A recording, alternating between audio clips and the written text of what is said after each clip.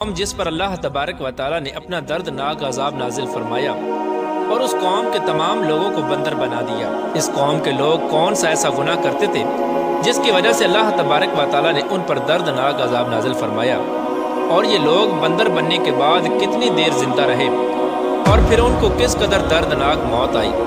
جب یہ لوگ بندر بن گئے تو یہ لوگ اپنے عزیز و اقارب کو دیکھ کر ان سے کیا کہتے تھے، اور کیا آج کے دور میں پائے جانے والے بندر اسی قوم کی نسل میں سے ہیں؟ ان تمام تر سوالات کے جوابات قرآن و حدیث کی روشنی میں آج کی اس ویڈیو میں ہم آپ کو بتائیں گے،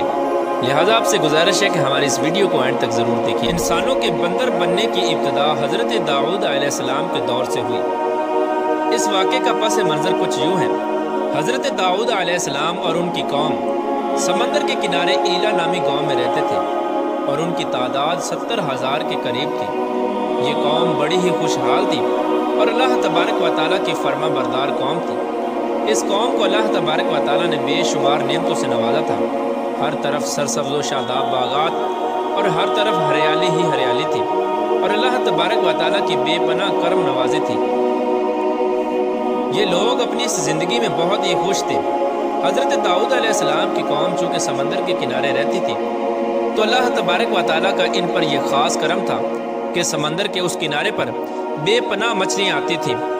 جن کا یہ لوگ کاروبار کرتے تھے اور بہت ہی خوشحالی والی زندگی گزارتے تھے۔ جب یہ قوم اللہ تبارک و تعالیٰ کی نعمتوں کی وجہ سے خوشحال ہو گئی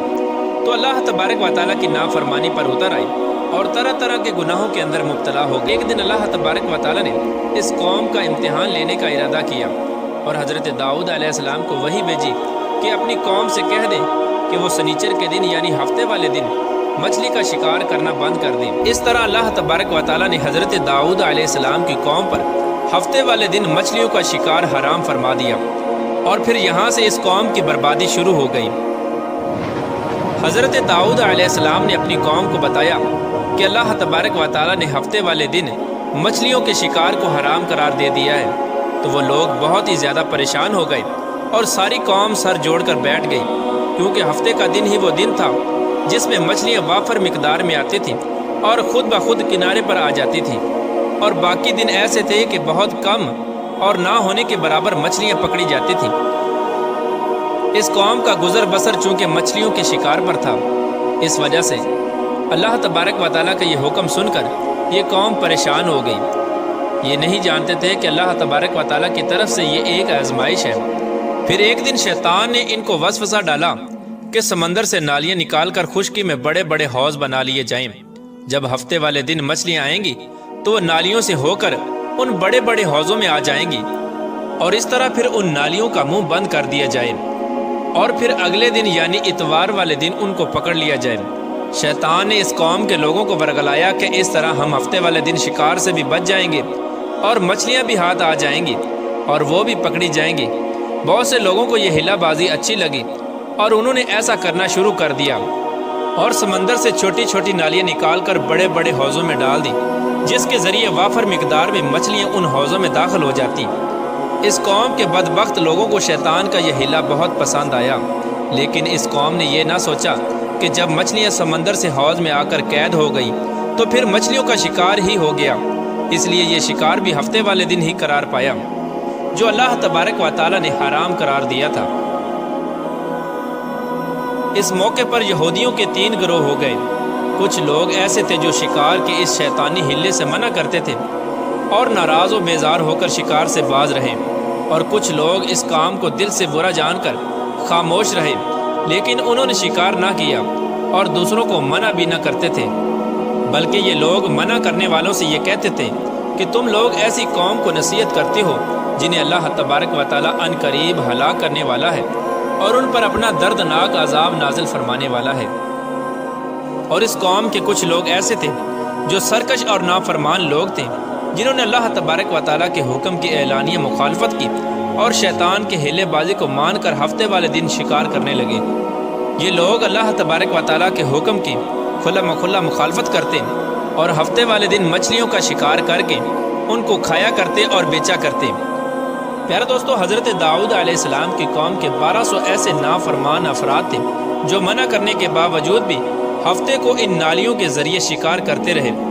حضرت داؤد علیہ السلام نے ان 1200 نافرمانوں کو اللہ تبارک و تعالیٰ کے عذاب سے ڈرایا کہ وہ اللہ تبارک و تعالیٰ کی اس نافرمانی سے باز آ جائیں، لیکن وہ لوگ باز نہ آئے اور کھلے عام شکار کرنے لگے۔ چنانچہ وہ لوگ جو اس بات کو برا جانتے تھے، ان لوگوں نے اپنے اور ان نافرمانوں کے درمیان ایک دیوار کھڑی کر دی، جس کی ایک طرف وہ 1200 نافرمان رہتے تھے اور دوسری طرف وہ لوگ تھے جو شکار سے باز رہے۔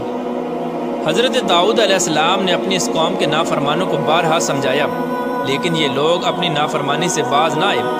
اور اسی طرح اللہ تبارک و تعالیٰ کی نافرمانی کرتے رہے اور شکار کرتے رہے۔ پھر ایک دن حضرت داؤد علیہ السلام نے غضبناک ہو کر شکار کرنے والوں پر لعنت فرما دی۔ اس کا اثر یہ ہوا کہ ایک دن خطا کاروں میں سے کوئی بھی اپنے گھر سے باہر نہ نکلا۔ یہ منظر دیکھ کر کچھ لوگ ان کی دیواروں پر چڑھ گئے تاکہ معلوم ہو سکے کہ وہ لوگ کس حال میں ہیں۔ جب ان لوگوں نے ان نافرمانوں کو دیکھا تو وہ سب کے سب بندر کی صورت میں مسخ ہو چکے تھے۔ اللہ تبارک و تعالیٰ نے ان کی نافرمانی کی وجہ سے ان پر اپنا دردناک عذاب نازل فرمایا اور ان کو انسانوں سے بندر بنا دیا۔ جب لوگ ان مجرموں کا دروازہ کھول کر ان کے گھر میں داخل ہوئے تو وہ بندر اپنے رشتہ داروں کو پہچانتے تھے اور ان کے پاس آ کر ان کے کپڑوں کو سونگھتے تھے اور زاروں کی طرح روتے تھے، لیکن وہ کچھ بول نہ سکتے تھے۔ اللہ تبارک و تعالیٰ کے ان نافرمان بندر بن جانے والے لوگوں کی تعداد 12,000 تھی۔ ان 12,000 لوگوں نے اللہ تبارک و تعالیٰ کی نافرمانی کی اور اللہ تبارک و تعالیٰ نے ان کو بندر بنا دیا، جس طرح کہ اللہ تبارک و تعالیٰ سورہ بقرہ میں ارشاد فرماتا ہے، اور بے شک ضرور تمہیں معلوم ہے تم میں کہ وہ جنہوں نے ہفتے میں سرکشی کی تو ہم نے ان سے فرمایا کہ ہو جاؤ بندر دھتکارے ہوئے۔ اس طرح حضرت داؤد علیہ السلام کی قوم کے 12,000 نافرمان بندر بن گئے۔ یہ لوگ 3 دن تک زندہ رہے اور اس دوران یہ کچھ نہ کھا سکتے تھے اور نہ ہی پی سکتے تھے، بلکہ یوں ہی بھوکے پیاسے سب کے سب ہلاک ہو گئے اور 3 دن کے اندر سب کے سب مارے گئے۔ اور وہ لوگ جو ان نافرمانوں کو اللہ تبارک و تعالیٰ کی اس نافرمانی سے منع کرتے تھے، اللہ تبارک و تعالیٰ نے ان کو اس عذاب سے سلامت رکھا، اور وہ لوگ جو اس شکار کو برا جان کر خاموش رہتے تھے،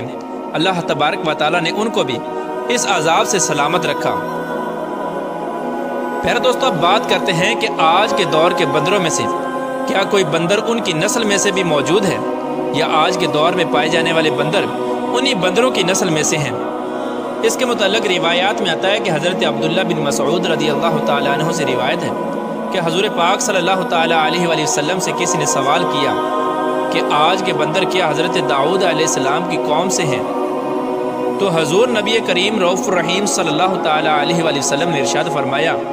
کہ اللہ تبارک و تعالیٰ جس قوم پر عذاب بھیجتا ہے یا ان کی شکلوں کو مسخ کرتا ہے تو یہ عذاب انہی پر ہوتا ہے جن پر وہ عذاب نازل ہوا تھا، اور اس کے بعد اللہ تبارک و تعالیٰ ان لوگوں کو ہلاک کر دیتا ہے اور ان کی آگے نسل نہیں بڑھتی۔ اس لیے یہ بات غلط ہے کہ کچھ لوگ یہ سوچتے ہیں کہ آج کے بندروں میں بھی حضرت داؤد علیہ السلام کی قوم کے بندر بننے والوں کی نسل موجود ہے۔ ایسا کچھ بھی نہیں ہے۔ وہ لوگ صرف اور صرف 3 دن زندہ رہے اور اس کے بعد سب کے سب ہلاک ہو گئے، اور اللہ تبارک و تعالیٰ نے اس قوم کے نافرمانوں کو صفحہ ہستی سے مٹا دیا۔